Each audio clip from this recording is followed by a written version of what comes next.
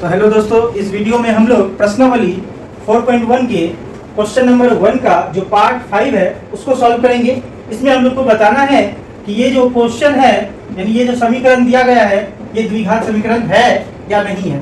तो चलिए सबसे पहले इसको सॉल्व करते हैं। तो सबसे पहले हम लोग लिखेंगे सॉल्व। तो सॉल्व क्या करना है कि 2x - 1 इंटू x - 3 बराबर x + 5 इंटू x - 1 द्विघात समीकरण है या नहीं है।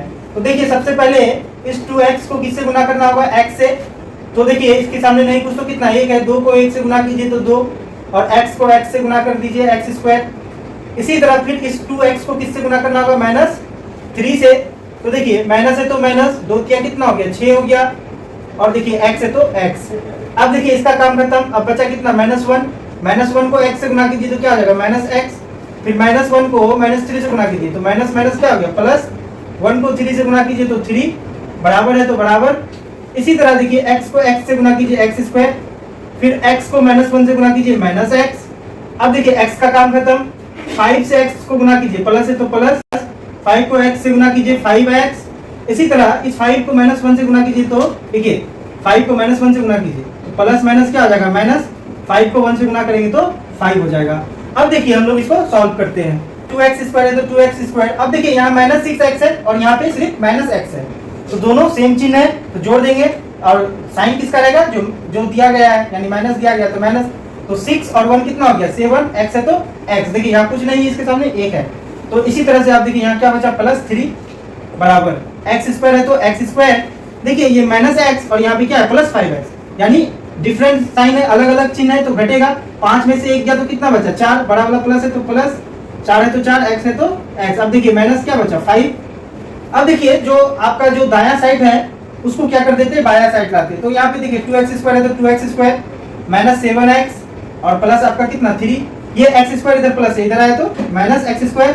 देखिए ये प्लस में इधर आएगा तो -4x, ये माइनस में इधर आया तो +5। अब देखिए बराबर की उधर अब क्या बचा 0। हम लोग सॉल्व करते हैं। 2x² में से -x² गया, यानी 2x² में से एक x² चल गया तो बचा क्या सिर्फ x²। अब देखिए यहाँ पे यहाँ -7x है और यहाँ पे -4x है, तो दोनों क्या हो जाएगा, जुट जाएगा क्योंकि साइन दोनों का सेम है और माइनस हो जाएगा। 7 और 4 कितना हो गया 11 हो गया, x है तो x। अब देखिए यहाँ पे +3 है और यहाँ पे +5 है तो क्या हो जाएगा +8 हो जाएगा। बराबर क्या बचा आपका 0। तो देखिए ये भी क्या है ax² + bx + c बराबर 0 के रूप का है। तो हम लोग लिखेंगे चूंकि x² - 11x + 8 बराबर 0, ax² + bx + c बराबर 0 के रूप का है। इसीलिए जो आपका x² - 11x + 8 बराबर 0 ये क्या हो जाएगा, एक द्विघात समीकरण हो जाएगा। यानी x² - 11x + 8 बराबर 0 एक द्विघात